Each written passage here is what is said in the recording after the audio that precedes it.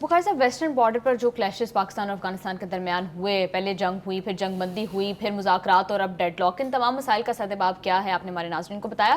बुखारी साहब, eastern border पर भारत जिस किस्म की साजिशें कर रहा है, उसको काउंटर करने के लिए पाकिस्तान के पास क्या क्या ऑप्शन हैं? देखिए, ये आपका सवाल बहुत अहम है और जिस किस्म की हरकत हिंदुस्तान कर रहा है, मुझे लगता ये है कि हमें उसको दूसरी दफ़ा भी शायद सबक पढ़ाना पड़ जाए। और इस दफ़ा जो सबक हम पढ़ाएंगे वो फिर वो हिंदुस्तान के लोग निसाबों में पढ़ाएंगे अपनी आइंदा जनरेशन को। ये मैंने क्यों कहा है उसके लिए ज़रा बात कर लेते हैं। देखिए, गुजारिश ये है, हमने ये तो बता दिया कि जो कुछ वो कर रहे हैं, चाहे वो हमारे बॉर्डर के साथ फौजी मशकें हैं या जो साजिशें वो इंटरनेशनली कर रहे हैं, हम उसका साथ साथ जवाबा गज़ल पेश करते जा रहे हैं। उन्होंने अब मशकों का फैसला किया, हमने भी अपनी फ़िज़ाई हदूद बंद कर दी, हम बता चुके हैं अपने। लेकिन इसके अलावा भी बहुत कुछ हो रहा है और उसका तदारक और इंतज़ाम करने के लिए हमें दो तरह की स्ट्रेटजी जो है अपनानी पड़ेगी। पहली बात तो यह है कि भारत ने 5 मई को जो साबित करने की कोशिश की, वो क्या साबित हुआ वो भी अब हमें तो दोहराते हुए भी शर्म आती है, ठीक है। लेकिन एक बात याद रखिए कि बुज़दिल दुश्मन के बारे में आप कभी ला ताल्लुक नहीं रह सकते। आपको तलाश करता रहना चाहिए कि ये क्या कर रहा है और हम इसके जवाब में क्या कर सकते हैं जी। इस एतबार से मैं समझता हूँ, और फौजी ज़राए से जिसका मैंने हवाला भी दिया था शुरू में जो हमारी गुफ्तगू हुई है, वो ये कि ऐसा लग रहा है कि हिंदुस्तान सरक्रीक के इलाके में कोई मिलिट्री एडवेंचर करने की सोच रहा है। That's a sensitive area, that's our part, that is our waters. लेकिन हिंदुस्तान ने उसके ऊपर उद्यम मचाया हुआ है, बहुत जगह शोर गौगा भी किया है, कई दफ़ा वहाँ घुसने की कोशिश भी की है, जूतियाँ खा के वापस गए।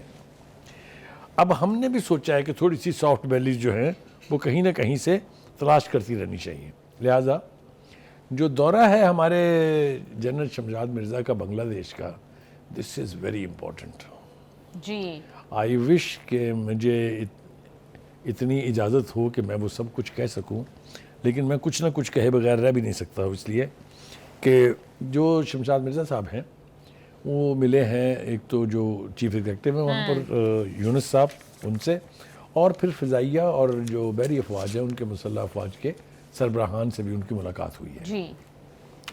हमें ये बताया जा रहा है कि दोनों के बीच फ़ौजी और दिफाई ताउन जो है उसकी नई राहें खुली हैं। वो जो इतने दहाइयों की दूरी थी वो अब बहुत कुर्बत में तब्दील हो रही है। वो हमारे जनरल साहब को लेके जाएंगे एक जगह जिसको कहते हैं चिकन नेक जी। ये चिकन नेक एक ऐसा इलाका है जो यानी 17 से 22 किलोमीटर चौड़ी एक पट्टी है। उस पट्टी के साथ हिंदुस्तान की 7 रियासतें जुड़ी हुई हैं।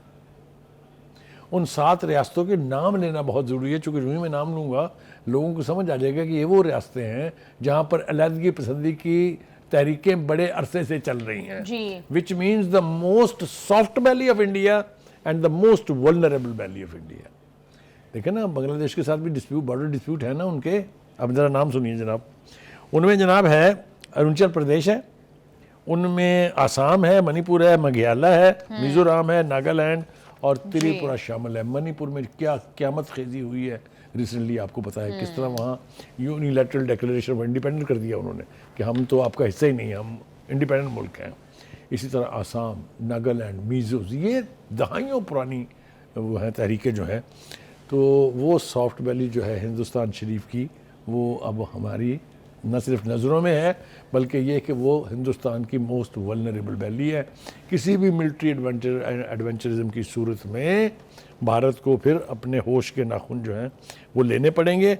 अगर वो ना लिए तो फिर हम उनको एक नया सबक सिखा के छोड़ेंगे जी। बुखारी साहब, मुझे ये बताइएगा कि जिस हाई लेवल मीटिंग्स इस तरह से हो रही हैं पाकिस्तान और बांग्लादेश के दरमियान, आपको लगता है कि क्या दोनों के दरमियान कोई सिक्योरिटी पैक्ट हो सकता है, क्योंकि वहाँ पर भी इस टाइम पर एंटी इंडिया गवर्नमेंट है? देखिए, वो गवर्नमेंट जो है वो तश्कील पाई है एक तवील तजर्बे के बाद।